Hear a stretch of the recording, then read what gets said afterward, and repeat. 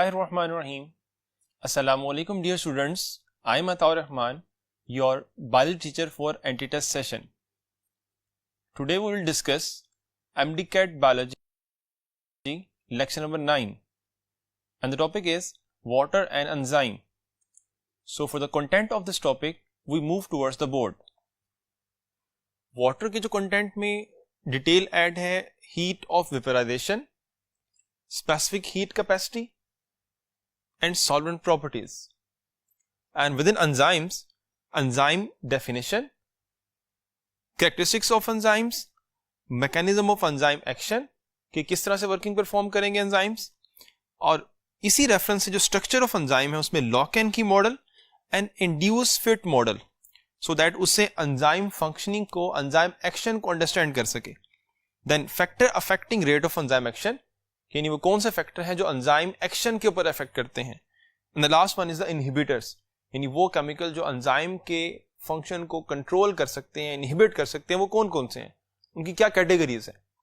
So first content water को study करने के लिए हम मूव करते हैं towards the next part of the board. Water is very important for life and also for the universe. So water की क्या इंपॉर्टेंस है?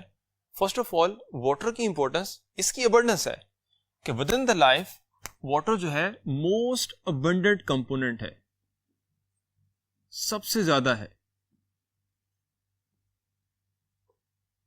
और इसी रेफरेंस से क्वेश्चन है the percentage of water in different organisms varies from blank to blank, कि different organism में water की परसेंटेज कितनी है, किस रेंज में है. Alpha option is 65 to 85, beta option is 65 to 89, Charlie is 70 to 90 and delta is the 70 to 92, and the right one is beta 65 to 89. so ये range है. और इसी रेफरेंस से किसी भी मॉलिक्यूल को हम ऑब्जर्व करें, जस्ट लाइक ऑर्गेनिक हो या इनऑर्गेनिक हो, तो उनमें सबसे ज्यादा अबंडेंट जो है वो वाटर बनता है.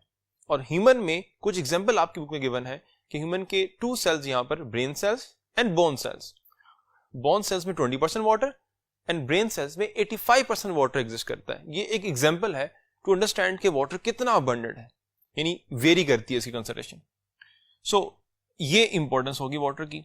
और सेकेंडली एक और फैक्टर है और वो मीडियम ऑफ लाइफ है. दैट्स मीन वाटर को मीडियम ऑफ लाइफ कहा जाता है, और ये इस रेफरेंस से कहा जाता है बिकॉज लाइफ के जितने भी केमिकल रिएक्शंस हैं वो वाटर को रिक्वायर्ड करते हैं, वो एक्वस मीडियम में होते हैं. यानी अगर वाटर को निकाल दिया जाए तो कोई केमिकल रिएक्शन नहीं होगा, लाइफ स्टॉप हो जाएगी. सो दैट्स व्हाई हम कहते हैं कि वाटर क्या है, वाटर मीडियम ऑफ लाइफ है. और इसी एस्पेक्ट को अंडरस्टैंड करने के लिए क्वेश्चन है, the question is all of the following are functions of water with respect to the metabolism except, यानी वो तमाम एस्पेक्ट बताने हैं जो कि वाटर के इंपॉर्टेंट है किसके लिए, फॉर मेटाबॉलिज्म. कौन सा नहीं है? अल्फा ऑप्शन है acts as medium, beta option है carries out hydrolysis, charlie option है provides raw material and delta option है एक्ट एज कैटलिस्ट. इनमें से ऑब्वियसली 3 ऑप्शंस करेक्ट है, वो आंसर नहीं है क्योंकि वो वाटर का फंक्शन है. अल्फा भी है, बीटा भी है, चार्ली भी है, लेकिन यहां पे एक्सेप्ट लास्ट वर्ड की ऐसे जो आंसर बनेगा वो डेल्टा होगा कि एज अ कैटलिस्ट जो है ये वाटर का फंक्शन नहीं है, it's a function of the enzyme. So that's why delta is the right answer. So ये इंट्रोडक्शन है वाटर का कि वाटर की क्या इंपॉर्टेंस है लाइफ के लिए. अब वो कौन से वाटर की और प्रॉपर्टीज हैं जिनकी वजह से वाटर लाइफ के लिए इंपॉर्टेंट है, उनमें फर्स्ट ऑफ ऑल है solvent property. So first water क्यों सॉल्वेंट बेटर है? बिकॉज वाटर एक पोलर सॉल्वेंट है. For example this is the single molecule of water जिसमें ऑक्सीजन एंड 2 हाइड्रोजन, लेकिन इसमें ऑक्सीजन के ऊपर पार्शियल नेगेटिव और जो हाइड्रोजन उसके ऊपर पार्शियल पॉजिटिव चार्ज है. यानी इससे वाटर मॉलिक्यूल का एक नेगेटिव और 2 पॉजिटिव एंड बनते हैं. और कोई भी substance, for example sodium chloride को अगर वाटर में ऐड किया जाए तो this will convert into sodium positive and chloride negative. So ये जो क्लोराइड नेगेटिव आयन है ये अट्रैक्ट करेगा हाइड्रोजन के साथ and sodium attract towards the oxygen, और इससे सोडियम क्लोराइड वाटर में डिसॉल्व हो जाएगी, सोल्यूबल है। सो इस तरह से वाटर चूंकि मैक्सिमम सब्सटेंस को डिसॉल्व कर लेता है, इसलिए वाटर को यूनिवर्सल सॉल्वेंट कहा जाता है। और इवन वाटर में यह एबिलिटी भी है कि अगर कोई ऐसा सब्सटेंस है जो पोलर नहीं है बट उसके साथ कोई एक एंड पोलैरिटी रखता है, तो वाटर उसके साथ भी अट्रैक्शन क्रिएट कर लेता है। फॉर एग्जांपल हम कहते हैं कि ये एक कोई रिंग स्ट्रक्चर है, कोई ऑर्गेनिक मॉलिक्यूल है, और ऑर्गेनिक मॉलिक्यूल जो है वो वाटर में डिसॉल्व नहीं होते, लेकिन इसके एक एंड के साथ यहां पर ये कोई चार्ज मौजूद है, तो वाटर इसके साथ अट्रैक्शन क्रिएट कर लेगा। सो उससे क्या होगा, एज अ होल ये वाटर में डिसॉल्व तो नहीं होगा, लेकिन ये एक्वस मीडियम में स्टेबल हो जाएगा। और इसको अंडरस्टैंड करने के लिए विद इन लिविंग थिंग जो एग्जांपल बनती है वो सेल मेम्ब्रेन की है, कि सेल मेम्ब्रेन का जो स्ट्रक्चर मेंटेन है वो वाटर के इसी कैरेक्टर की वजह से है। बिकॉज हम कहते हैं कि सेल मेम्ब्रेन फॉस्फोलिपिड बायलेयर है। अब फॉस्फोलिपिड मॉलिक्यूल का बायलेयर की फॉर्म में अरेंज होना वाटर की सॉल्वेंट प्रॉपर्टीज में इस कैरेक्टर की वजह से है कि जो फॉस्फोलिपिड है एज अ होल वो नॉन पोलर है, ऑर्गेनिक है, वो वाटर में डिसॉल्व नहीं होते, बट एक एंड पोलर है जिसे हम हेड कहते हैं, और सेकंड का भी हेड क्या है, वो पोलर है, और टेल नॉन पोलर है। सो टेल आपस में जब अट्रैक्ट होगी तो हेड टुवर्ड्स वाटर होगा, तो बायलेयर बन जाएगी। और इस पॉइंट को यूं भी अंडरस्टैंड कर सकते हैं कि अगर आउटर इन्वायरमेंट से और इनर इन्वायरमेंट से, यानी बायलेयर में से अगर बाहर की इन्वायरमेंट से और इनर इन्वायरमेंट से वाटर को निकाल दिया जाए तो क्या ये बायलेयर मेंटेन रहेगी? तो आंसर इज नो। और अगर ये बायलेयर मेंटेन नहीं रहेगी तो दैट्स मीन क्या होगा, सेल मेंटेन नहीं रहेगा, क्योंकि सेल मेम्ब्रेन का स्ट्रक्चर डिस्टर्ब हो जाएगा और सेल की डेथ हो जाएगी। तो this is the very important character of the life. और इसी बेस पर इसको मीडियम ऑफ लाइफ भी कहते हैं कि बिकॉज जब वाटर में कोई केमिकल ऐड होगा तो वाटर के मॉलिक्यूल मूव कर रहे हैं, वो केमिकल भी मूव करेगा, कोलिजन्स होंगी और उससे क्या होगा, केमिकल रिएक्शंस होंगे। सो वाटर वो मीडियम प्रोवाइड कर रहा है जो आइडियल स्टेज है या स्टेट है किसके लिए, फॉर द केमिकल रिएक्शन, इसलिए इसको हम मीडियम ऑफ लाइफ कह रहे हैं। And after medium of life specific heat capacity. Specific heat capacity mean कि हीट की कैपेसिटी, और किस रेफरेंस से, सपोज दैट हम कहते हैं कि 1 ग्राम वाटर है और वो लिक्विड फॉर्म में है और उसका टेम्परेचर है 16 डिग्री सेंटीग्रेड, और हम वाटर को हीट प्रोवाइड करते हैं सराउंडिंग से, या सराउंडिंग से वो हीट एब्जॉर्व करता है और उसका टेम्परेचर इंक्रीज करता है 16 से 17 डिग्री सेंटीग्रेड तक। और ये इंक्रीज कितने का आया है, ये इंक्रीज है अबाउट 1 डिग्री सेंटीग्रेड। सो जितनी अमाउंट ऑफ हीट यूटिलाइज हुई है इस टेम्परेचर को इंक्रीज करने के लिए हम कहते हैं वो क्या है, वो स्पेसिफिक हीट कैपेसिटी है। और वो वाटर के लिए कितनी है, 1 ग्राम के लिए वो 1 कैलोरी है। और इसी को अंडरस्टैंड करने के लिए क्वेश्चन है कि specific heat capacity of water is, alpha is 1 calorie पर ग्राम, बीटा इज 2 कैलोरी पर ग्राम, चार्ली इज 3 कैलोरी पर gram and delta is 4 calorie पर ग्राम। तो भी मैंने आपको बताया है कि जो हीट कैपेसिटी है वो 1 कैलोरी पर ग्राम है। Answer is alpha. इस करैक्टर का लाइफ के लिए क्या रोल है, जैसे सॉल्वेंट प्रॉपर्टी में हमने कहा कि सॉल्वेंट प्रॉपर्टी है और लाइफ के लिए किस हद तक इंपॉर्टेंट है, वो हमने एग्जांपल देखी किसी इसकी सेल मेम्ब्रेन के स्ट्रक्चर की। So what is the importance of heat capacity of water, और specific heat capacity of water जो कि हम कहते हैं हाई हीट कैपेसिटी है वाटर की, उसकी क्या इंपॉर्टेंस है लिविंग थिंग्स के लिए। सो इंपॉर्टेंस इज कि this property act as temperature stabiliser.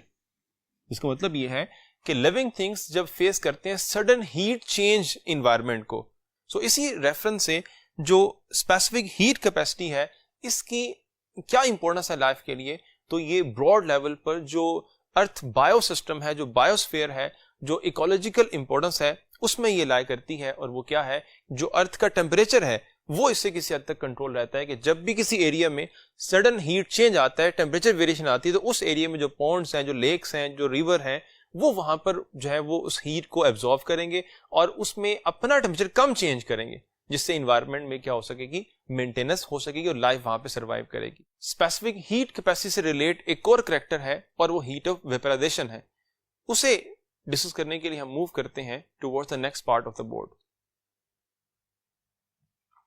Heat of vaporisation name indicate कर रहा है कि ये वो हीट है जो यूज होगी वेपर कन्वर्जन में। फॉर एग्जांपल हमारे पास 1 ग्राम वाटर है, स्टेट लिक्विड है और वो कन्वर्ट हुआ है 1 ग्राम वेपर में, और जितनी हीट वो एब्जॉर्व करेगा वो हीट कहलाएगी हीट ऑफ वेपराइजेशन। और वाटर एज वी डिस्कस कि water have high heat capacity, so water have high heat of vaporisation.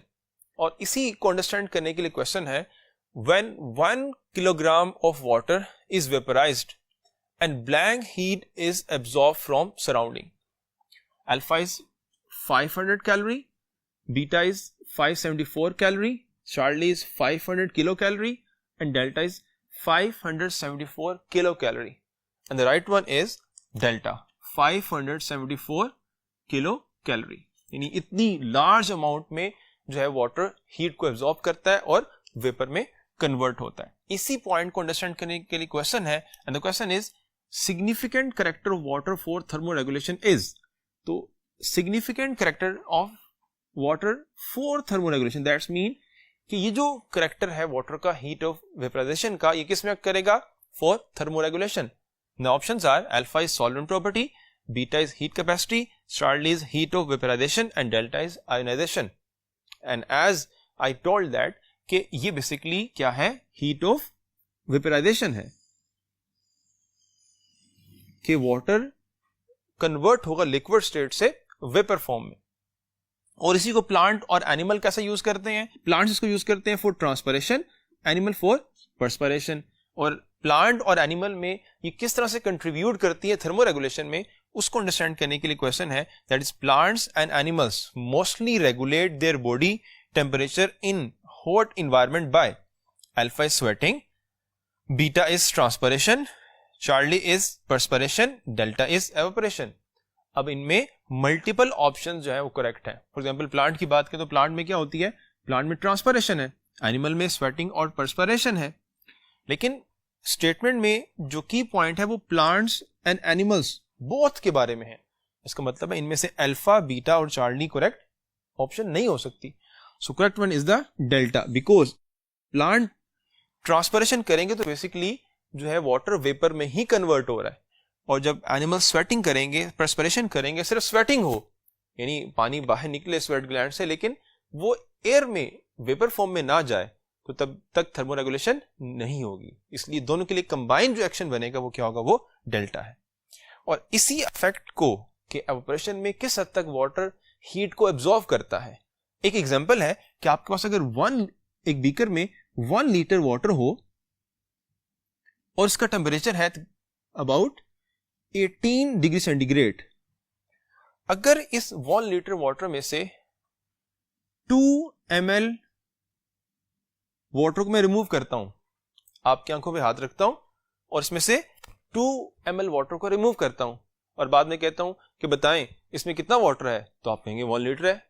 उसको देखेंगे, ऑब्जर्व करेंगे तो उसमें 1 लीटर ही होगा, क्योंकि अमाउंट इतनी कम है 2 ml कि उसके वॉल्यूम में या उसकी अमाउंट में ऐसा कोई बहुत सिग्निफिकेंट जो है वो डिफरेंस नहीं आएगा। सो जो हीट का एस्पेक्ट है उसको हम देखें अगर, तो अमाउंट के रेफरेंस से 2 ml कुछ नहीं है, लेकिन अगर यही 2 ml वाटर हीट को एब्जॉर्ब करता है और लिक्विड से वेपर फॉर्म में कन्वर्ट होता है, तो जो 1 लीटर में से रिमेनिंग 998 ml वाटर है, बिकॉज जो 1 लीटर वाटर है उसमें 1000 ml वाटर होता है, तो जो रिमेनिंग 998 ml है इसका टेम्परेचर डिक्रीज करके 18 से 17 डिग्री सेंटीग्रेड हो जाएगा। दैट्स मीन कि 1 डिग्री सेंटीग्रेड टेम्परेचर डिक्रीज कर जाएगा, इतनी लार्ज अमाउंट में वो हीट को एब्जॉर्ब करके। सो ये वाटर की इंपॉर्टेंस के रेफरेंस से पॉइंट थे, आपने इनको मेमोराइज करना है, याद करना है, बुक से इसको रीड करना है, सो दैट सारे एस्पेक्ट आपको क्लियर हो और कोई भी क्वेश्चन आ जाए तो आप इसको इजीली सॉल्व कर सकें। Second content of today's topic is enzyme. So to discuss enzyme, let's move towards the next part of the board. Enzymes, word enzymes basically derive है इन यीस्ट। ये इसका लिटरल मीनिंग है, obviously आपकी book में नहीं है, लेकिन ये एक्स्ट्रा इंफॉर्मेशन है आपके लिए। बट जो एंजाइम्स की कैटेगरी आपकी बुक में गिवन है वो डिफरेंट एस्पेक्ट्स हैं, डिफरेंट प्रॉपर्टीज हैं डिफाइन की गई हैं, और उन्हीं प्रॉपर्टीज में से एक प्रॉपर्टीज को स्टडी करने के लिए क्वेश्चन है कि select the incorrect statement about enzymes. Alpha option is important group of proteins, beta is biological active proteins, Charlie option is catalyst proteins and delta is important group of lipids. अब enzyme इनमें से alpha option ये correct है because among the proteins enzyme important group of proteins है. Beta option is biologically active proteins. Charlie option है proteins act as catalyst, ये भी बात करेक्ट है. लेकिन डेल्टा है important group of lipids. So lipids जो है दे आर नॉट और they does not act as enzyme. So that's my right option is the delta, जो कि इनकरेक्ट है क्योंकि स्टेटमेंट में पूछा हुआ है इनकरेक्ट. तो इस क्वेश्चन से आपको एंजाइम्स के 3 कैरेक्टर याद हुए. First one is important group of proteins है, second is biological active proteins and third one is they are biological catalyst या फिर कहते हैं हम प्रोटीन कैटलिस्ट है. एंजाइम्स के एक और फीचर को अंडरस्टैंड करने के लिए क्वेश्चन है, that is what will happen if enzymes become absent from life. Alpha option is life will proceed fast, beta is life will become impossible and Charlie is life will go unaffected and delta is life will sustain it with adjustment. यानी ये question आपको enzyme की importance के बारे में बताता है कि एंजाइम क्या रोल प्ले कर रहे हैं लाइफ में. सो अल्फा ऑप्शन अगर हम देखें तो है लाइफ विल प्रोसीड फास्ट. तो ये ऑप्शन करेक्ट नहीं हो सकती बिकॉज एंजाइम जो है हमने पहले बात की कि दे एक्ट एज कैटलिस्ट और फिर हमने कहा कि बायोलॉजिकली एक्टिव प्रोटीन्स हैं. सो अगर हम ये कहेंगे कोई रोल नहीं है इसका मतलब है ये बात गलत हो जाएगी, इसलिए अल्फा ऑप्शन गलत है. बीटा है विल बिकम इम्पॉसिबल, यानी लाइफ सस्टेन नहीं कर पाएगी. तो ये करेक्ट हो सकती है क्योंकि हम ये बात पहले कह के आए कि लाइफ की एक्टिविटीज कंट्रोल ही वो कर रहे हैं, कैटलिस्ट ही वो है. चार्ली ऑप्शन अनअफेक्टेड, ये भी बात गलत है. डेल्टा ऑप्शन है life will sustain with adjustment. With adjustment तब पॉसिबल है जब एंजाइम हो, बिकॉज एंजाइम कैटलिस्ट करते हैं और डिफरेंट अदर प्रोटीन्स रेगुलेट करती हैं, इसलिए डेल्टा ऑप्शन भी करेक्ट नहीं है. Correct one is the beta, life will become impossible. So importance के एस्पेक्ट के बाद एंजाइम का जो केमिस्ट्री है और एंजाइम के जो डिफरेंट पार्ट्स हैं उसके लिए suppose that this one is the enzyme, बहुत खुश है, हैप्पी है, and this is the structure of enzyme, जिसमें ये जो पार्ट है ये इंडिकेट कर रहा है इसकी एक्टिव साइट को, और वो इसलिए बिकॉज पूरे एंजाइम के ऊपर जो एंजाइम एक्टिविटी है वो इस पोर्शन से रिलेट कर रही है, इसलिए हम कहेंगे ये क्या है, एक्टिव साइट है. जो बेसिकली क्या है, जो इसका नॉन प्रोटीन पार्ट है. अब कुछ एंजाइम को इसकी जरूरत नहीं होती,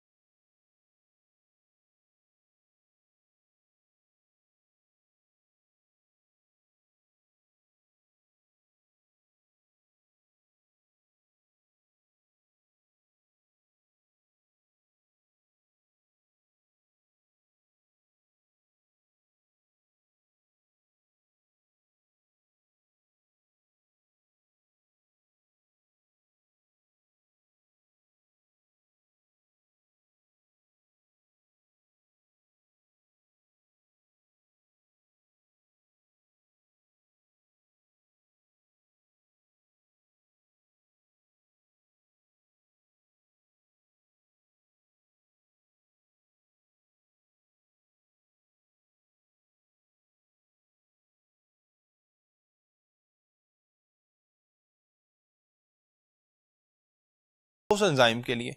सो बाइंड करेगा, क्या बनेगा, enzyme substrate complex, then convert into enzyme and plus product. So this one is the mechanism of enzyme action. इस मैकेनिज्म में जो हमने पहले बात की कि रोल कौन प्ले कर रहा है, एक्टिव साइट। एक्टिव साइट को एक्शनिंग की बेस के ऊपर हम टू फर्दर साइट्स में कन्वर्ट करते हैं। One site of the active site is called as the binding site, और हम कहते हैं कि ये वो साइट है एक्टिव साइट की जिसने ये काम करना है कि जो सबस्ट्रेट, जो केमिकल आया है, उसे आइडेंटिफाई करना है कि ये एक्चुअल एंजाइम का सबस्ट्रेट है या फिर नहीं है। And second is the catalytic site. Catalytic site ये वो साइट है जिसने कैटलाइज करवाना है रिएक्शन को और सबस्ट्रेट को प्रोडक्ट में कन्वर्ट करना है। अगर बाइंडिंग साइट की वर्किंग खराब होगी, यानी वो अगर मिस्टेकनली वर्क करती है और किसी ऐसे केमिकल को बाइंड करवा लेती है एंजाइम के साथ जो कि एंजाइम का सबस्ट्रेट नहीं है, एट दैट टाइम जो सेकंड साइट है कैटालिटिक साइट, वो वर्किंग नहीं करेगी और एंजाइम उसको प्रोडक्ट में कन्वर्ट नहीं करेगा। और ये जो फंक्शन की एक्सप्लेनेशन है ये डिफरेंट स्ट्रक्चर ऑफ एंजाइम से होती है और डिफरेंट साइंटिस्ट ने एंजाइम के स्ट्रक्चर को एक्सप्लेन करने के लिए डिफरेंट वर्किंग की। सो उन स्ट्रक्चर को पढ़ने के लिए हम मूव करते हैं towards the next part of the board. Lock and key model and induced fit model किन साइंटिस्ट ने प्रपोज किया था, आपने वो मेमोराइज रखना है। फॉर एग्जांपल क्वेश्चन आ सकता है कि इमल फिशर प्रपोज, तो आंसर होगा alpha, lock and key model. कोस्टलैंड propose, तो आंसर होगा इंड्यूस्ड फिट मॉडल। और ये यूं भी आ सकता है कि who proposed modified form of lock and key model, तो आंसर क्या होगा, कोस्टलैंड, बिकॉज जो इंड्यूस्ड फिट मॉडल है वो लॉक एंड की मॉडल की मॉडिफाइड फॉर्म है, यानी पहले मॉडल प्रपोज हुआ था उसको मॉडिफाई किया गया और नया बनाया गया, that is the induced fit model. अब इन टू मॉडल्स में जो सिमिलरिटी है वो क्या है कि दोनों मॉडल ये कहते हैं कि एंजाइम क्या है, स्पेसिफिक है,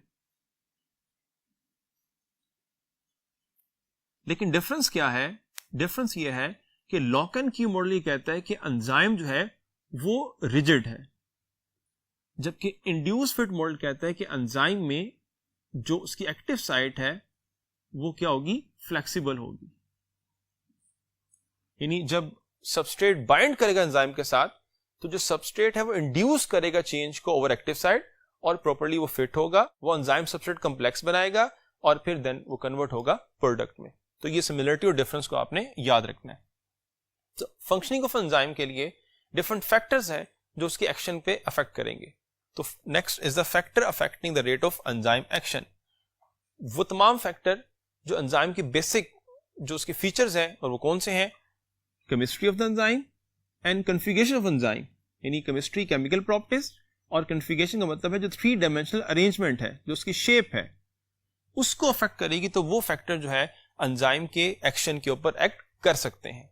फ्यू यहां डिस्कस हैं, enzyme concentration and substrate concentration. इन दोनों फैक्टर्स को अंडरस्टैंड करने के लिए आपको रिकॉल करना पड़ेगा केमिस्ट्री का एक टॉपिक लिमिटिंग रिएक्शन वाला, कि जिसमें 2 रिएक्टेंट्स होते हैं और दोनों रिएक्टेंट्स में से एक जो रिएक्टेंट होता है वो रिएक्शन को लिमिट कर रहा होता है। सो यहां पे भी हम अगर कह रहे हैं कि हमने स्टडी करना है effect of enzyme concentration on rate of reaction of enzyme, that's mean जो चीज वेरिएबल होगी वो क्या होगी, एंजाइम कंसंट्रेशन, जो चीज डिफाइन होगी वो क्या होगी, सबस्ट्रेट कंसंट्रेशन। तो मल्टीपल चॉइस क्वेश्चन के लिए आपने स्टेटमेंट को पढ़ना है, रीड करना है और आपने देखना है कि क्या चीज वेरिएबल है और क्या चीज फिक्स्ड है। एंजाइम कंसंट्रेशन को जब हम स्टडी कर रहे हैं तो जो फिक्स्ड है वो क्या है, सबस्ट्रेट। सबस्ट्रेट की 2 डिफरेंट फॉर्म है, लिमिटेड या फिर अनलिमिटेड। अगर हम लिमिटेड सबस्ट्रेट को देखते हैं तो ग्राफिकल फॉर्म में देखें, सपोज दैट हमारे पास सबस्ट्रेट 50 है और दोनों एक्सिस के ऊपर जो rate of reaction of enzyme है एंड देन प्लस जो इंक्रीज कंसंट्रेशन है, so enzyme concentration, rate of reaction. हमने एंजाइम ऐड किए तो रेट ऑफ रिएक्शन क्या होगा, इंक्रीज होगा। लेकिन जैसे ही ये लिमिट अटेन होगी 50 की, इसके बाद रेट ऑफ रिएक्शन इंक्रीज नहीं होगा, क्योंकि हमने जो एंजाइम ऐड किए उनके लिए सबस्ट्रेट अवेलेबल नहीं होंगे, क्योंकि सबस्ट्रेट क्या है, लिमिटेड है। एक्टिव साइट बढ़ रही है लेकिन सबस्ट्रेट जो है इंक्रीज नहीं हो रहे। अब इस ग्राफ में 2-3 बातें आपने याद रखनी है। एक तो पॉइंट ये है कि ये रिएक्शन कांस्टेंट हो गया, इससे पहले यहां पे इंक्रीज कर रहा था। सो अगर क्वेश्चन आपको हो कि ये जो पॉइंट है जहां पे इंक्रीज कर रहा था, जिसको हम कह सकते हैं कि ये इनिशियल रिएक्शन है, तो इनिशियली जब एंजाइम आपने ऐड करने हैं और सबस्ट्रेट लिमिटेड है, तो इस कंडीशन में रेट ऑफ रिएक्शन किस पे डिपेंड कर रहा है? ऑब्वियसली जो कम है, इस वक्त कम क्या है? इस वक्त कम एंजाइम है, तो अभी एंजाइम पर डिपेंड करेगा। और इस कंडीशन में ये एंजाइम से डायरेक्ट रिलेशन रखेगा, यानी जितने एंजाइम बढ़ाएंगे उतना रेट ऑफ रिएक्शन बढ़ेगा। लेकिन जैसे ही ये पॉइंट अटेन होगा, दिस पॉइंट जहां पर 50 substrate, suppose that 50 he enzyme हो गए, इस पॉइंट के बाद ये रिलेशन डायरेक्ट का नहीं रहेगा, बिकॉज इसके बाद जो आप एंजाइम ऐड करेंगे उनके लिए सबस्ट्रेट अवेलेबल नहीं है। तो ये डिफरेंट पॉइंट इसके रिगार्डिंग आपने याद रखने हैं। तो फर्स्ट कंडीशन हो गई limited substrate. Second one is unlimited substrate, यानी हमारे पास मीडियम में सबस्ट्रेट बहुत ज्यादा है। सो ग्राफ में अगर हम देखें तो enzyme concentration and rate of reaction, आपने एंजाइम ऐड किए बिकॉज सबस्ट्रेट अनलिमिटेड है, तो इस कंडीशन में क्या होगा? एक स्ट्रेट लाइन आएगी, क्योंकि जितने आप एंजाइम बढ़ा रहे हैं, सबस्ट्रेट अनलिमिटेड है, तो रेट ऑफ रिएक्शन क्या होगा? कंटिन्यूसली इंक्रीज ही करेगा। और इवन अगर हम यहां पे फर्स्ट पॉइंट पे देखें तो यहां पे अगर रिएक्शन, सपोज दैट हम कहते हैं कि 10 सबस्ट्रेट एक टाइम में कन्वर्ट हो रहे थे प्रोडक्ट में, तो इससे 10 टाइम जब इंक्रीज आएगा तो पहले से रिएक्शन क्या होगा? डबल। तो पहले से रिएक्शन क्या होगा? डबल हो जाएगा, यानी वो जो है वो डबल सबस्ट्रेट को प्रोडक्ट में कन्वर्ट करेंगे। तो दो कंडीशन हो गई, लिमिटेड एंड अनलिमिटेड सबस्ट्रेट, और वेरिएबल क्या है? Enzyme concentration. लेकिन अगर वेरिएबल हम बनाते हैं किसी इसको सबस्ट्रेट को, तो फिर क्या फैक्टर हमारे पास है? डिफाइन चीज लिमिटेड और प्लस अनलिमिटेड एंजाइम है। वही एस्पेक्ट बनेगा अगर लिमिटेड एंजाइम है तो initially rate of reaction depend कर रहा है on the substrate concentration, because substrate हम ऐड कर रहे हैं। जैसे ही लिमिट अटेन होगी उसके बाद फर्दर जब आप इंक्रीज करेंगे सबस्ट्रेट, तो उनके लिए एक्टिव साइट अवेलेबल नहीं होगी, यानी इस पॉइंट तक आप ऐड करें सबस्ट्रेट को तो रेट ऑफ रिएक्शन इंक्रीज कर रहा है। इसके बाद क्या होगा? वो कांस्टेंट हो जाएगा, बिकॉज जो नए आप सबस्ट्रेट ऐड कर रहे हैं उनके पास कोई एंजाइम अवेलेबल नहीं है। और सेकंड, अनलिमिटेड एंजाइम्स हैं, सो अगर इसको ग्राफों में हम करते हैं तो इसमें भी क्या आएगा? स्ट्रेट लाइन आएगी, बिकॉज जितने मजीद आप सबस्ट्रेट ऐड करेंगे, एंजाइम अवेलेबल है, तो रेट ऑफ रिएक्शन क्या हो जाएगा? वो कंटिन्यूसली इंक्रीज करेगा। So this is the factor affecting rate of enzyme action. उसमें दो फैक्टर थे, enzyme concentration and substrate concentration. Obviously ये दो फैक्टर जो है ये केमिस्ट्री और कॉन्फ़िगरेशन के ऊपर इफेक्ट नहीं होंगे, ये एक्टिविटी के लिए है कि जो दो रिक्वायरमेंट है रिएक्शन की, यानी एंजाइम और सबस्ट्रेट, वो कितनी अमाउंट में है। लेकिन अगर हम देखें कि वो फैक्टर जो कि केमिस्ट्री और कॉन्फ़िगरेशन पे इफेक्ट होते हैं वो कौन है, तो उसके लिए नेक्स्ट वन टेम्परेचर और पीएच है, और उन्हें हम स्टडी करने के लिए मूव करते हैं next part of the board. Temperature, that's mean heat. और जो हीट का इफेक्ट है एंजाइम पे, वो क्या होगा कि heat provide first of all kinetic energy and second is heat provide activation energy. So जब काइनेटिक एनर्जी होगी, कोलिजन्स होगी, केमिकल रिएक्शन होगा, दैट्स मीन हीट प्रोवाइड करने से केमिकल रिएक्शन के चांसेस ज्यादा हैं।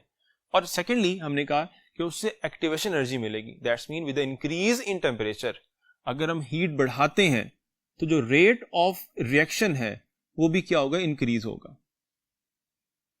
और इवन अगर टेम्परेचर इंक्रीज होता है तो अबाउट 10 डिग्री सेंटीग्रेड, तो रेट ऑफ रिएक्शन पहले से क्या हो जाएगा? ये भी डबल हो जाएगा, इंक्रीज कर जाएगा।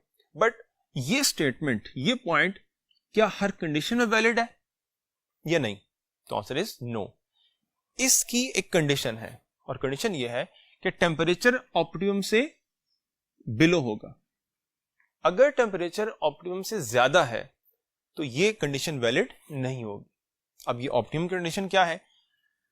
ऑप्टिमम टेम्परेचर वो टेम्परेचर होता है जिस पे एंजाइम मैक्सिमम वर्क करता है। So for the enzyme of the human body ये टेम्परेचर है तकरीबन 37 डिग्री सेंटीग्रेड, यानी इस टेम्परेचर पर हमारे एंजाइम मैक्सिमम वर्क करेंगे। अगर टेम्परेचर इससे डिक्रीज या इससे इंक्रीज करेगा तो हमारे एंजाइम ठीक काम नहीं कर पाएंगे। सो क्या इफेक्ट होगा इंक्रीज और डिक्रीज से? अगर हम डिक्रीज की बात करते हैं, so with the decrease of the enzyme from the optimum value, तो इससे क्या होगा? काइनेटिक एनर्जी डिक्रीज करेगी, जिससे एंजाइम जो है वो ग्रेजुअली क्या हो जाएंगे? इनएक्टिव हो जाएंगे। लेकिन ऑब्वियसली इनएक्टिव फौरन नहीं होंगे, एक स्पेसिफिक टाइम के बाद होंगे। इनिशियली जो है वो सिर्फ उनकी एक्टिविटी डिक्रीज करेगी। अगर मजीद डिक्रीज हुआ टेम्परेचर तो वो डिक्रीज करेगी। एक पॉइंट आएगा जिसे हम कहते हैं मिनिमम टेम्परेचर, उस टेम्परेचर पर क्या होगा, एंजाइम बिल्कुल इनएक्टिव हो जाएंगे। लेकिन इसका ये एक इंपॉर्टेंट कैरेक्टर है कि अगर टेम्परेचर को यहां से दोबारा इंक्रीज करें तो एंजाइम दोबारा क्या हो जाएंगे, एक्टिव हो जाएंगे। यानी decrease of temperature from the optimum, enzyme inactive होता है, एंजाइम डिस्ट्रॉय नहीं होता। बट यही अगर बात हम करें regarding the temperature above the optimum, तो यहां पर क्या होगा, एंजाइम जो डीनेचरेशन है वो स्टार्ट होगी। एंजाइम अपनी वर्किंग करेगा लेकिन थोड़ी स्लो, बिकॉज उसमें क्या हुआ है, उसमें तबाही आना शुरू हुई है, यानी उसमें तरतीब चेंज होना शुरू हुई है। लेकिन ये एक पॉइंट पर आके बिल्कुल ही जीरो हो जाएगी जिसे हम कहेंगे मैक्सिमम टेम्परेचर। उस पर एंजाइम कंप्लीटली डीनेचर हो जाएगा और कोई काम नहीं करेगा। और अगर टेम्परेचर को हम इस वैल्यू से दोबारा से मूव करवाएं टुवर्ड्स द ऑप्टिमम, तो फिर एंजाइम दोबारा एक्टिव नहीं होगा, बिकॉज एंजाइम क्या हो गया, डीनेचर हो चुका है। तो ये ग्राफ बहुत इंपॉर्टेंट है। और इसी ग्राफ में एक और पॉइंट मेंशन है कि जो इनऑर्गेनिक रिएक्शन है, यानी जो एंजाइमेटिक रिएक्शन नहीं है, उन रिएक्शन के लिए वैलिड क्या चीज है कि जितना आप बढ़ाएंगे टेम्परेचर उतना रेट ऑफ रिएक्शन क्या हो जाएगा, इंक्रीज होगा। सो उनमें जो है वो एंजाइमेटिक चूंकि एक्शन नहीं है, तो एंजाइम नहीं है, तो उन पे कोई इफेक्ट नहीं होगा। ऑप्टिमम वैल्यू से अबव का उनके लिए चीज होती ही नहीं है। सिर्फ किसके लिए, regarding the enzyme. Second factor जो केमिस्ट्री और कॉन्फ़िगरेशन को अफेक्ट कर सकता है वो पीएच है। एंड व्हाट इज पीएच, हम कहते हैं कि it's a negative logarithm of hydroxyl and H positive ions. और क्या अफेक्ट होता है पीएच का, कि पीएच आयनाइजेशन ऑफ मॉलिक्यूल्स को अफेक्ट करती है, और वो सबस्ट्रेट की आयनाइजेशन भी हो सकती है और वो एंजाइम्स की भी हो सकती है, जिससे सबस्ट्रेट और एंजाइम्स बाइंड नहीं कर पाएंगे और रिएक्शन नहीं होगा। और कुछ एंजाइम्स की यहाँ पे ऑप्टिमम पीएच गिवन है, यानी वो पीएच जिस पर ये एंजाइम मैक्सिमम काम करेंगे। First of all pepsin enzyme है, optimum pH 2, sucrase 4.50, enterokinase 5.50, salivary amylase 6.50, catalase 7.60, chymotrypsin 7 to 8, pancreatic lipase 9.00, arginase 9.70। अब इस टेबल में से सिंपल क्वेश्चन इनकी पीएच का है। इसके अलावा यह भी क्वेश्चन हो सकता है कि मैक्सिमम एसिडिक इन्वायरमेंट में कौन सा एंजाइम काम करता है, तो आंसर होगा पेप्सिन।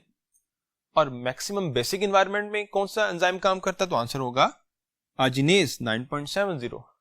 न्यूट्रल रेंज में कौन वर्क करेगा, तो आप कहेंगे जो न्यूट्रल रेंज है, रेंज की बात मैंने की है, तो रेंज में 7 to 8 की अगर हम बात करेंगे तो वो काइमोट्रिप्सिन है। जो कैटालेज है वो 7.60 है, 7 to 8 नहीं है, मैंने बात की थी 7 to 8। सो इस तरह से यहां से डिफरेंट क्वेश्चन जनरेट हो सकते हैं। So this is the topic that is factor affecting rate of enzyme action. Last content जो आज के टॉपिक का है वो है inhibitors.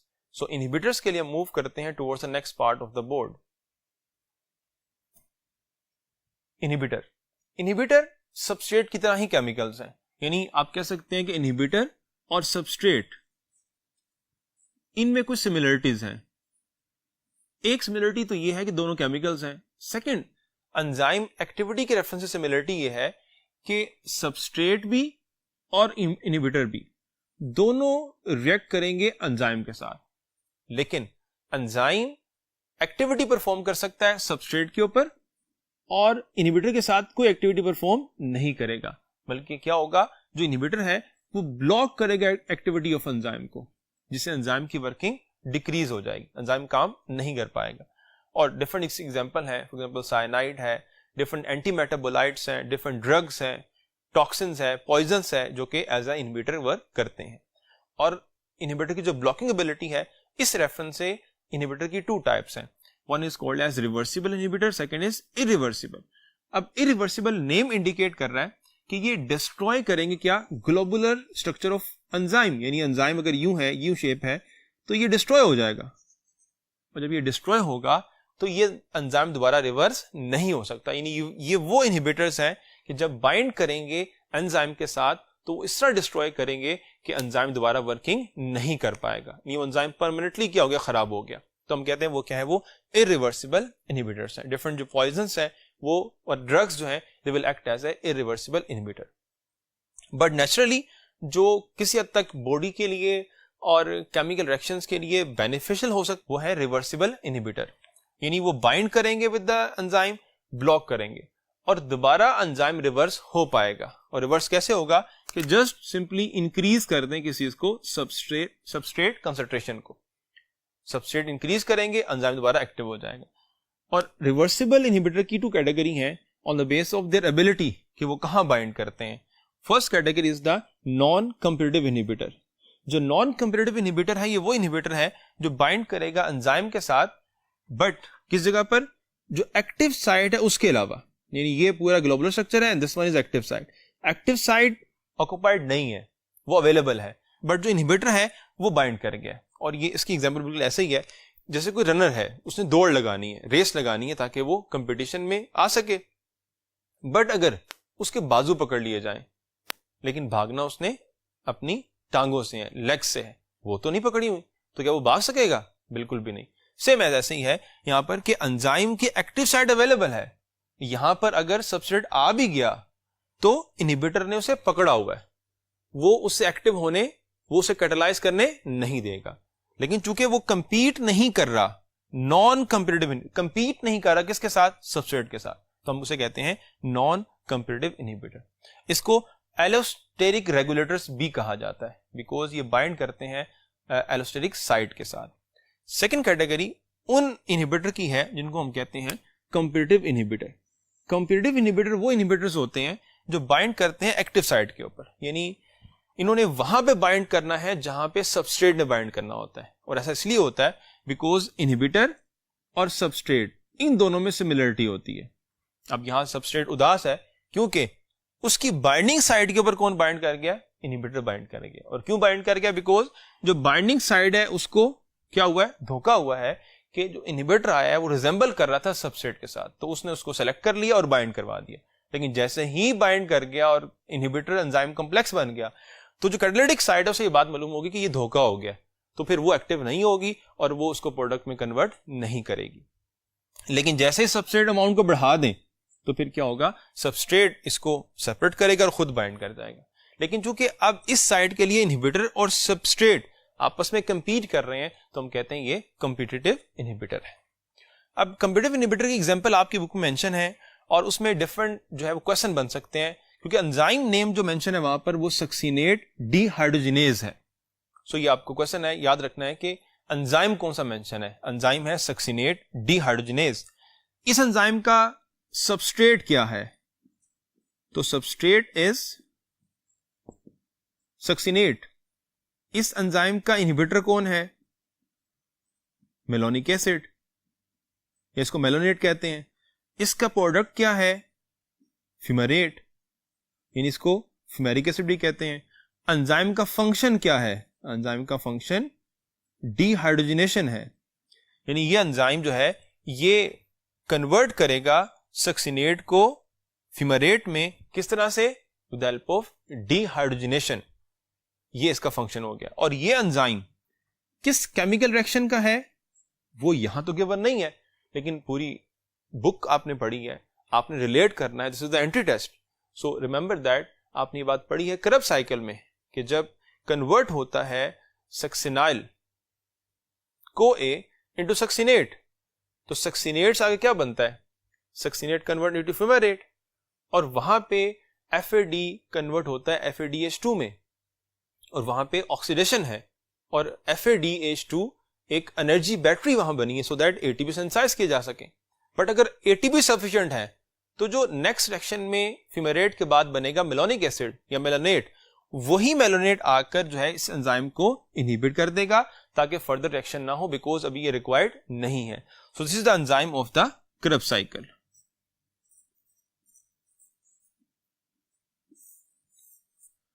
So with this point, this is the end of today's lecture.